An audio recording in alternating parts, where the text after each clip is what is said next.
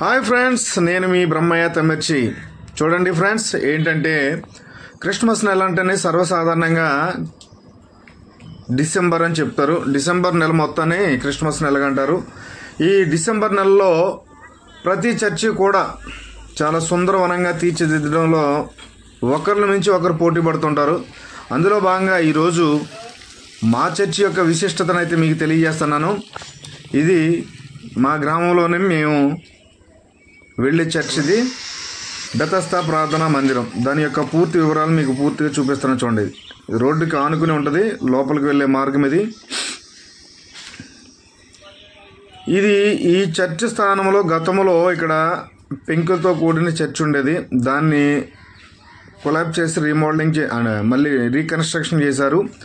దాన్ని 2008లో 16వ తారీఖు 10వ నెలన ప్రారంభించడం జరిగింది. దీనికి సంబంధించిన మెటీరియల్ ఇదిగో జుత్తుక సత్యవతి గారే ఈ చర్చికి మూల కారకురాలు. ఆవిడ కృషి ఎనలేనిది. చూడండి, లోపలికైతే మనం ప్రవేశిస్తున్నాం. ఈ లోపల భాగం ఇది. ఈ లోపల భాగం అంతా చాలా అద్భుతంగా సుందరంగా ఉంది. అయితే చూడండి, ఈ కనిపిస్తుంది చూసారా, ఈ ఆర్ట్ క్రీస్తు స్వరూపానికి సంబంధించిన ఆర్ట్ ఇది. కల్వరి కొండ, ఎర్ర సముద్రం, ప్రభు ప్రార్థన చేసిన సముద్రం ప్రదేశంగా చెప్తూ ఉంటారు. ఇది మా చర్చి యొక్క స్వరూపం. పైన బాల్కనీది. ఇది బాల్కనీకి వెళ్ళడానికి మెట్లు. ఈ డయాగ్రామ్ గురించి మీకు చెప్పాలి. ఈ డయాగ్రామ్ చాలా అద్భుత రీతిలో తీర్చిన పెయింటర్ అయితే మధ్యలో లేడు. ఈ పెయింటింగ్ వేయడానికి ఈ చర్చ్ మెంబర్గా ఒక సంవత్సరాల్లో చిలకా బాలాజీ అని జగన్నాథపురం గ్రామానికి చెందిన ఒక యవనస్తుడు తన ఆర్థిక సహకారంతో ఈ పెయింటింగ్ని అయితే వేయించడం జరిగింది. చాలా అద్భుత రీతిలో ఈ పెయింటింగ్ అందించిన చిత్రకారుడు జంగారెడ్డిగూడెం మండలం పుట్లగట్లగూడెం గ్రామానికి చెందిన వ్యక్తి. ఇకపోతే ఇదంతా మా చర్చి యొక్క లోపల అంతర్భాగం.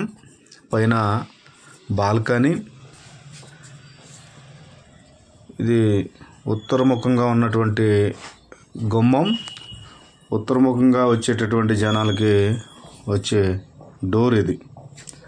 ఇకపోతే ఇవన్నీ కూడా ఈ క్రిస్మస్ సందర్భంగా అలంకరించిన ప్రదేశాలు. ఇకపోతే ఇప్పుడు చూస్తున్నాం మనం, ఇదంతా బయట నుంచి బాల్కనీ వైపుకు వెళ్ళే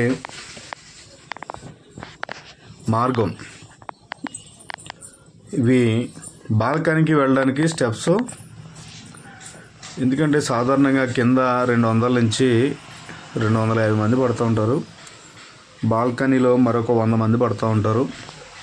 ఇదంతా పైకి వచ్చాం కదా, ఈ ప్లేస్ కూడా చైర్స్ వేసుకుని కూర్చుంటారు. ఈ బాల్కనీలో కూడా సరిపోక ఈ 100 మంది విశ్వాసులు ఇదిగో ఈ లోపలికి వెళ్తున్నాం. ఇదే బాల్కనీ.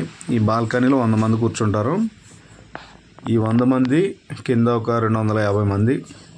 అది కాక చూడండి, ఈ బాల్కనీ నుంచి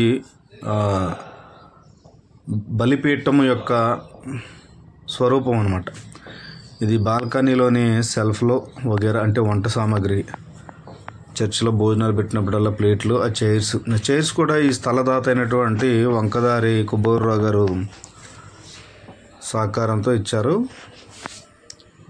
ఈ యొక్క చర్చ్ స్వరూపం చూస్తున్నారు కదా. సౌండ్ సిస్టమ్ కూడా చాలా హెవీగా ఉంటుంది దీనికి. ఇదిగో ఇవన్నీ చర్చ్ మెటీరియల్స్.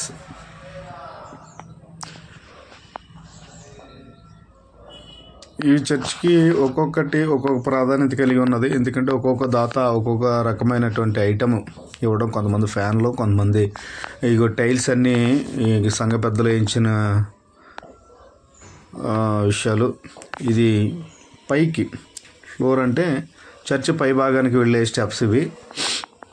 ఇలాగ అందరూ కూడా తల చెయ్యి వేసి నిర్మించుకున్న చర్చ్ ఇది. ఇందులో అందరికంటే ఎక్కువగా జుత్తుక సత్యవతి గారని మన మధ్య లేకపోయినా ఆవిడ ప్రోద్బలం ఎక్కువ ఉండేది. అందుకని ఆవిడ స్టోర్ ఇక్కడ. ఈయన కనిపిస్తున్నారుగా స్టిక్కర్స్ మీద, ఈయనే మా చర్చ్ ఆత్మీయ తల్లిదండ్రులు కొడారు జాకాబాయి గారు, శ్రీమతి విజయకుమారి గారు.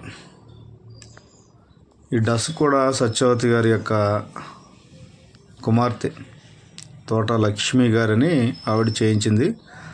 ఇది చూస్తున్నారు కదా, ఈ బైబిల్ టేబుల్ లాంటిది. ఇది కూడా ఒక విశ్వాసి చర్చికి బహుమతిగా అందించడం జరిగింది. ఇది కూడా చాలా అద్భుతంగా ఉంది చూడండి. అంతేకాకుండా ఇదిగో ఈ పెయింటింగ్ రిమూవ్ చేసి మళ్ళీ కొత్త పెయింటింగ్ వేయించాలన్న ఉద్దేశంతో ఇక్కడ పనులు అయితే జరుగుతున్నాయి. అది కూడా మీకు నెక్స్ట్ వీడియోలో అయితే చూపిస్తాను. ఇంతకీ ఈ బలిపేట మనం చూస్తారా, బలిపేట అంటే తానుకొండ విల్సన్ బాబు అని హెల్త్ డిపార్ట్మెంట్ సంబంధించిన వ్యక్తి ఆయన మన మధ్యలో ఇప్పుడు లేరు, కాలం చేశారు. కరోనా కాలంలో చాలా యాక్టివ్ పర్సన్. ఆయన మన మధ్య లేకపోవడం చాలా దురదృష్టకరం. చూసారుగా, మరొక వీడియోలో మా చర్చ్ యొక్క స్వరూపం తెలియజేస్తా.